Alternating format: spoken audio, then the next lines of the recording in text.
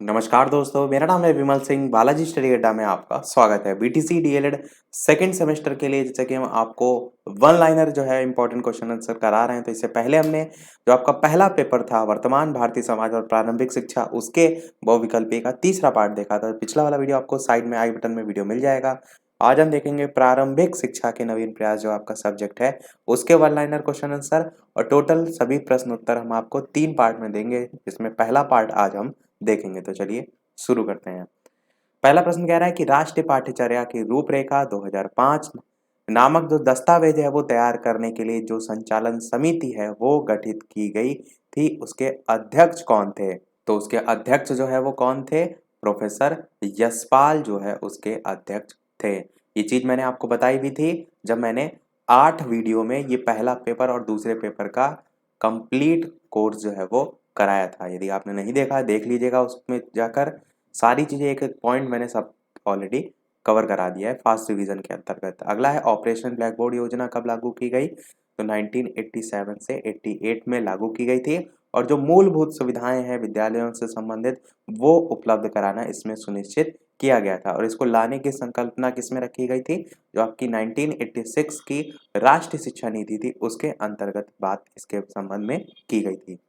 अगला है इसका उद्देश्य पूछा गया ऑपरेशन ब्लैक बोर्ड का, तो आप कहेंगे प्राथमिक विद्यालयों में पाठ्य सामग्री और शिक्षक उपकरण जैसी जो न्यूनतम आवश्यक सुविधाएं हैं उसकी व्यवस्था को सुनिश्चित करना, ये ऑपरेशन ब्लैक बोर्ड योजना का उद्देश्य था। यही चीज मैंने अभी बताई भी आपको। नेक्स्ट है सेवारत अध्यापकों का विस्तृत अभिविन्यास कार्यक्रम, जिसको हम पी मोस्ट के नाम से जानते हैं। इसका उद्देश्य क्या था? तो ये उद्देश्य था राष्ट्रीय शिक्षा नीति जो आपकी 1986 वाली थी उसकी मूल संस्थितियों से जो है वो अवगत कराना इसका उद्देश्य था। और पी मोस्ट की फुल फॉर्म क्या होती है? तो आप क्या कहेंगे? Programme of mass orientation for school teachers. ये जो है इसकी फुल फॉर्म मैंने बताई थी आपको। 1986 की मूल संस्तुतियों से अवगत कराना इसमें जो है वो मेन उद्देश्य था। और भी उद्देश्य थे, जैसे कि जो ब्लैक बोर्ड योजना थी उसमें उपलब्ध सामग्री पर कैसे उसका समुचित उपयोग हो, उसको लेकर भी इसमें बात की गई थी। अगला देखते हैं एसओपीटी कार्यक्रम का पूरा नाम। तो मैंने ये भी बताया था आपको, फुल फॉर्म होती है इसकी इंग्लिश में स्पेशल ओरिएंटेशन फॉर या ऑफ प्राइमरी टीचर्स। प्राथमिक शिक्षकों का विशेष अनुस्थापन कार्यक्रम कब आया था? तो 1993 से 1994 तक जो है वो चला था। और इसमें ऑपरेशन ब्लैक बोर्ड के अंतर्गत जो उपलब्ध सामग्री है उसके समुचित प्रयोग पर बल दिया गया था। नेक्स्ट है एसओपीटी किस स्तर के अध्यापकों द्वारा हेतु संचालित की गई थी? तो आप कहेंगे प्राथमिक विद्यालय के अध्यापकों के लिए। क्यों? क्योंकि फुल फॉर्म ही में ही है एसओपीटी में। पी से क्या है? पी से है प्राइमरी टीचर्स। पीटी मतलब प्राइमरी टीचर्स, तो वहां से भी तो आप प्राथमिक विद्यालय याद रख सकते हैं। नेक्स्ट है बेसिक शिक्षा परियोजना कब से प्रभावी थी? तो ये 5 अक्टूबर 1993 से जो है वो प्रभावी थी। अगला है बेसिक शिक्षा परियोजना के कितने अंग हैं? तो टोटल 3 अंग हैं। पहला है संस्थागत क्षमता में वृद्धि करना, गुणवत्ता में सुधार करना और पूर्णता प्राप्त करना, और तीसरा है बेसिक शिक्षा तक पहुंच सुनिश्चित करना। अगला है नई शिक्षक प्रशिक्षण संस्थाओं को विकसित करने का दायित्व किसे सौंपा गया? तो ये जिला शिक्षा और प्रशिक्षण संस्थाओं, जिसे हम डाइट कहते हैं, उन्हें सौंपा गया नई शिक्षक प्रशिक्षण संस्थाओं को विकसित करने के संबंध में। अगला है डीपीईपी का पूरा नाम। तो ये भी मैंने बताया था, district primary education programme. District primary education programme ये जो है आपका पूरा नाम होगा जिला प्राथमिक शिक्षा कार्यक्रम, हिंदी में अगर बात की जाए तो।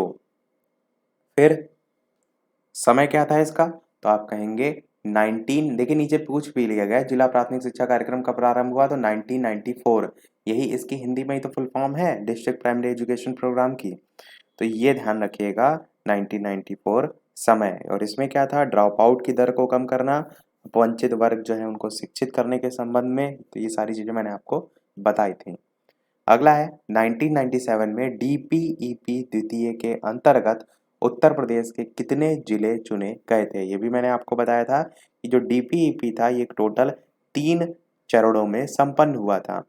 इसमें जो आपका यहाँ पर दूसरा चरण है वो पूछा गया है। तो दूसरे चरण के अंतर्गत उत्तर प्रदेश को शामिल किया गया था और उसके अंतर्गत 22 जिले जो है वो शामिल किए गए थे और उत्तर प्रदेश को 1997 में शामिल किया गया था। ये भी मैंने आपको बताया था कि इसी का जो पहला चरण था उसमें 7 राज्यों के 42 जनपद को शामिल किया गया था। दूसरा तो यहीं लिखा है और तीसरा जो चरण था इसमें दो सन 2000 में कुल 32 जनपद को शामिल किया गया था। अगला है स्कूल रेडीनेस कार्यक्रम का क्या अर्थ है? तो इसे विद्यालय शिक्षा की तैयारी जो है हम कहते हैं और इसका दूसरा नाम होता है विद्यालयोन्मुख कार्यक्रम। स्कूल रेडीनेस कार्यक्रम जो स्कूल की शिक्षा आपकी प्रारंभ होती है उससे पहले छात्रों को विद्यालय के लिए तैयार करना है। एक हिसाब से जैसे आप देखते हैं आंगनबाड़ी कार्यक्रम होता है, यानी कि जो बच्चों की क्लास ओरिजिनल जो समय होता है उससे पहले ही विद्यालयों में बच्चे जाते हैं, वहाँ पर आंगनबाड़ी कार्यक्रम के तहत उसमें बैठते हैं, वहाँ पर उनको नियुक्त भी किया जाता है आंगनबाड़ी जो महिलाएं हैं उनको। तो उसी के अंतर्गत स्कूल रेडीनेस कार्यक्रम आप देखते हैं। अगला देखते हैं प्रश्न जो कि 2019 के द्वितीय बार में आया था। और वीडियो पसंद आ रहा हो तो सभी लोग वीडियो को लाइक भी अवश्य कर दीजिएगा ताकि इसी प्रकार अच्छे अच्छे प्रश्न मैं आपको प्रैक्टिस कराता रहूं और इतनी अच्छी अच्छी इंफॉर्मेशन मैं आपको दे रहा हूं तो एक लाइक तो आपका बनता ही है। बात करते हैं प्रश्न की कि विद्यालयोन्मुखी कार्यक्रम से आप क्या समझते हैं? तो इसका अर्थ है विद्यालय की ओर उन्मुख करने वाला कार्यक्रम, अर्थात वह कार्यक्रम जिसके द्वारा बच्चे विद्यालय के प्रति आकर्षित हों उसे हम कहते हैं विद्यालयोन्मुखी कार्यक्रम। 2019 का द्वितीय बार का पेपर जो था उसमें पूछा गया था, तो सबसे लेटेस्ट का क्वेश्चन है, ध्यान रखिएगा। इसके अलावा बात करें तो इस कार्यक्रम के अंतर्गत कक्षा 1 के प्रारंभिक 6 सप्ताह से 2 माह की अवधि तक उन बच्चों को पूर्व प्राथमिक शिक्षा के अनुभव दिए जाते हैं। ये पूर्व प्राथमिक जो शिक्षा है इसी को लेकर स्कूल रेडीनेस कार्यक्रम मैंने बताया था। इसके अनुभव दिए जाते हैं और उन्हें विद्यालय के लिए तैयार किया जाता है। इस कार्यक्रम को स्कूल रेडीनेस कार्यक्रम कहते हैं। देखिए यही चीज ऊपर लिखी थी, स्कूल रेडीनेस कार्यक्रम जो ऊपर वाले प्रश्न में देखा था। तो यही आप कह सकते हैं जो प्राथमिक शिक्षा उससे पहले की जो शिक्षा आप कह सकते हैं पूर्व प्राथमिक शिक्षा के अनुभव दिए जा रहे हैं वही इसमें आता है। अगला देखते हैं संपूर्ण साक्षरता अभियान के अंतर्गत साक्षर होने वाला पहला राज्य कौन सा है? तो आप कहेंगे केरल, और आप जानते हैं सबसे ज्यादा साक्षरता दर भी केरल में ही जो है वो है। अगला है संपूर्ण साक्षरता अभियान के संचालन के लिए कौन से अभिकरण उत्तरदायी हैं? तो जिला शिक्षा समितियां हो गया या स्वैच्छिक संगठन है, अन्य अभिकरण जैसे कि विश्वविद्यालय अनुदान आयोग, श्रमिक विद्यापीठ और नेहरू युवा केंद्र आदि सभी महत्वपूर्ण भूमिका निभाते हैं। अगला है सर्व शिक्षा अभियान प्रदेश के सभी जनपदों में कब से संचालित किया जा रहा है? तो 2002 से संचालित किया जा रहा है। सर्व शिक्षा अभियान को वित्तीय सहायता कहाँ से प्राप्त होती है और उसकी जो सहभागिता है उसका परसेंटेज क्या है? तो आप क्या कहेंगे इस अभियान को केंद्र सरकार तथा उत्तर प्रदेश सरकार संयुक्त रूप से चलाती है और भारत सरकार 65% और राज्य सरकार 35% सहभागिता देती है। ये परसेंटेज ध्यान रखिएगा, ये चीज आपके लिए इंपॉर्टेंट है।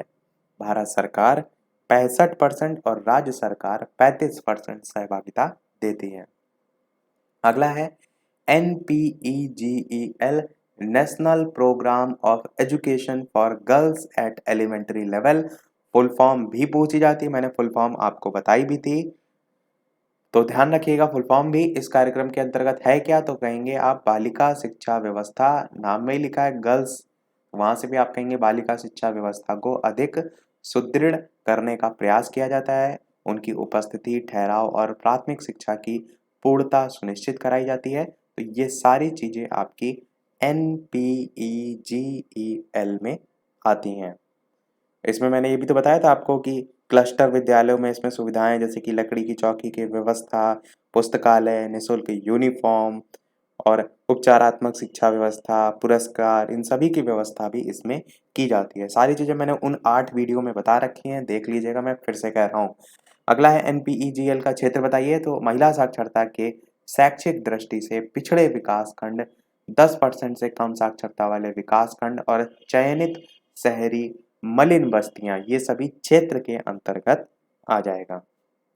अगला है, स्कूल चलो अभियान किन स्तरों पर आयोजित किया गया? तो जनपद स्तर पर, ब्लॉक स्तर पर, ग्राम स्तर पर, इस प्रकार से आपके लेवल हो जाएंगे। अगला है, स्कूल चलो अभियान कब चलाया गया? तो 1 जुलाई से 31 जुलाई तक चलाया गया। मैंने दोनों ही चीजें बताई थी क्या? जब आपसे यूपी में पूछा जाए, उत्तर प्रदेश में, तब आप कहेंगे 2004, पर आपकी जो SCERT वाली बुक है उसमें दे रखा है 1 जुलाई से 31 जुलाई सन 2006। दोनों ही सन ध्यान रखिएगा, जो प्रश्न में पूछा जाए उसके अकॉर्डिंग वहां पर टिक कीजिएगा। और स्कूल चलो अभियान में क्या उद्देश्य था? तो प्रत्येक बालक बालिका का नामांकन हो, इसके संबंध में जागरूकता फैलाना। इस अभियान चलाया जा रहा है तो जागरूकता तो आएगी ही।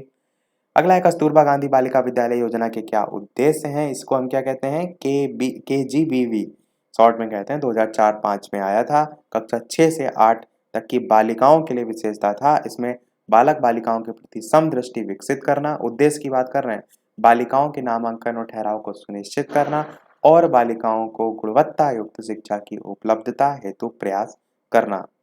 ये सारी चीजें इसमें आती हैं। संचालन के संबंध में मैंने बताया था, जिला स्तरीय समिति, NGO, महिला समाख्या और मॉनिटरिंग जनपद स्तर पर इसमें होती है।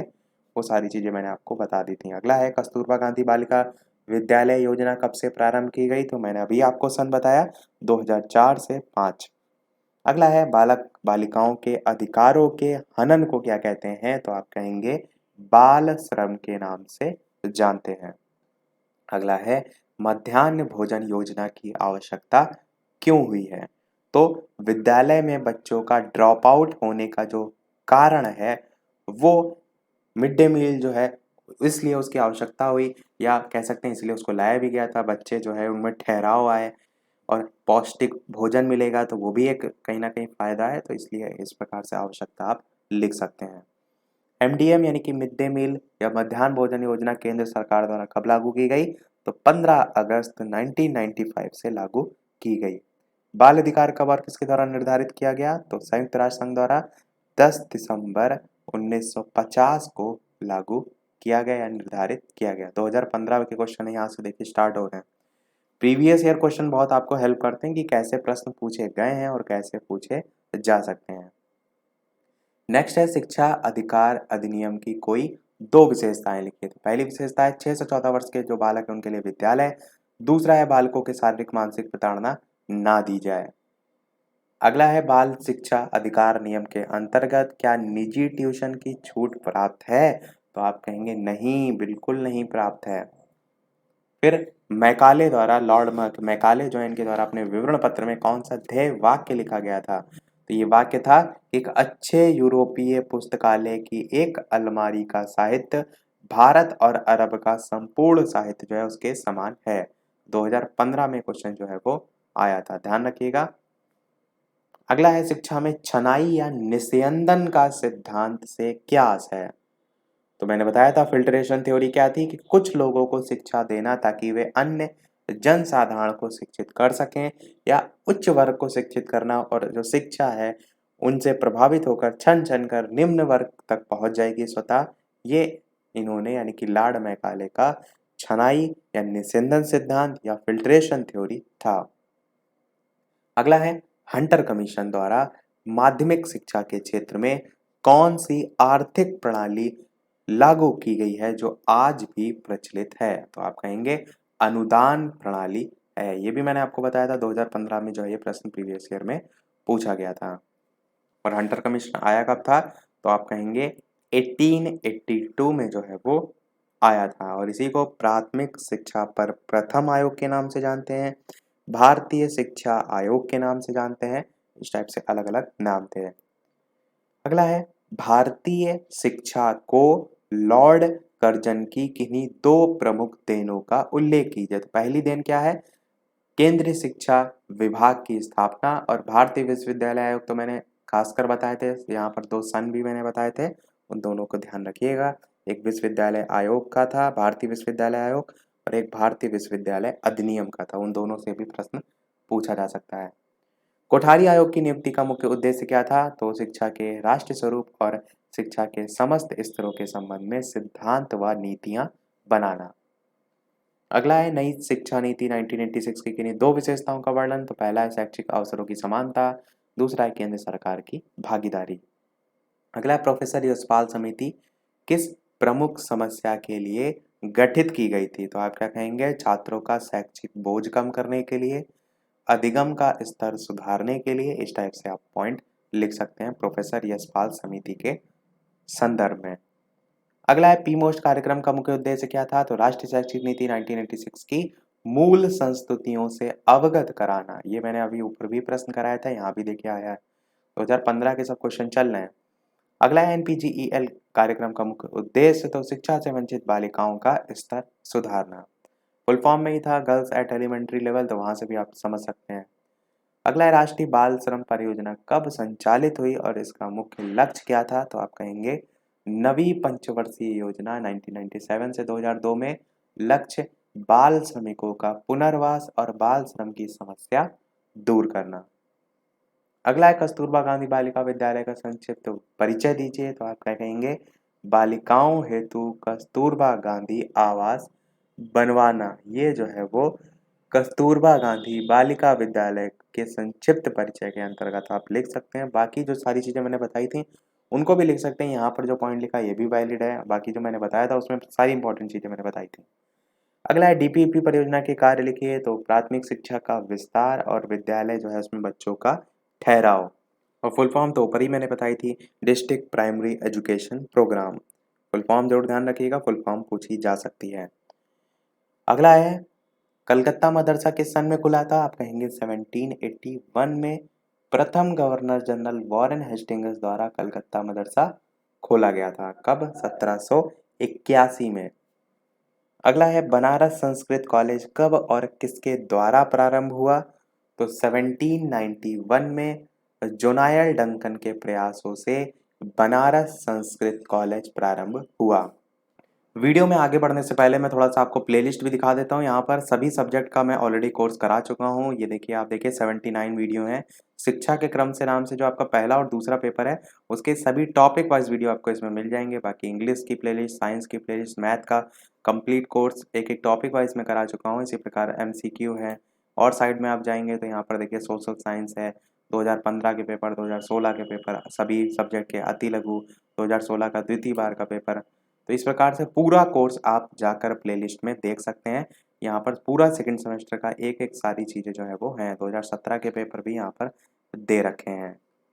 देखते हैं, चलिए अपना अगला प्रश्न। राधा कृष्णन आयोग की नियुक्ति कब हुई? तो आप कहेंगे 4 नवंबर 1948 को जो है वो हुई थी। समय ध्यान रखिएगा।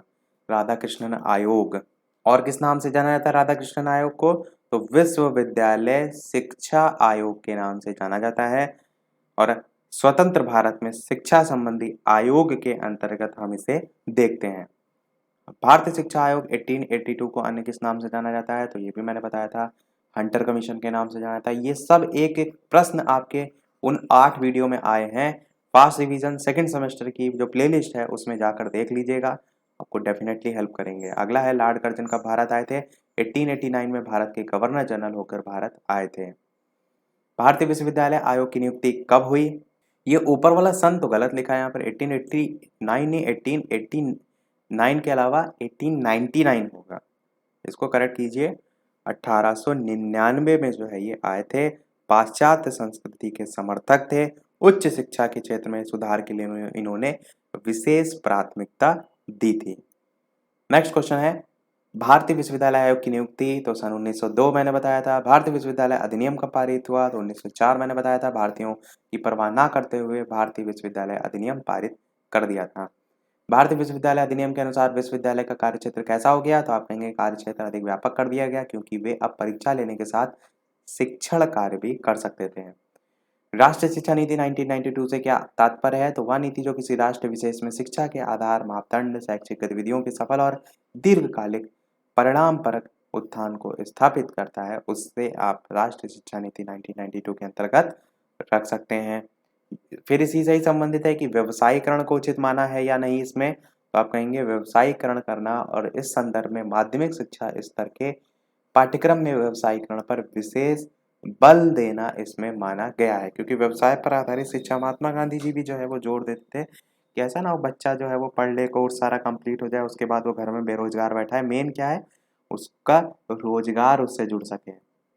अगला देखते हैं, वैज्ञानिक तथा प्राविधिक परिवर्तन के विषय में राष्ट्रीय शिक्षा नीति 1992 में क्या कहा गया है? तो आप कहेंगे आधुनिक युग में विभिन्न वैज्ञानिक और प्राविधिक परिवर्तन के संदर्भ में जन शक्ति को जागृत करना और उनके उपयोग के लिए शिक्षा के जो विभिन्न स्तर हैं उन पर छात्रों को उनकी जानकारी प्रदान करना।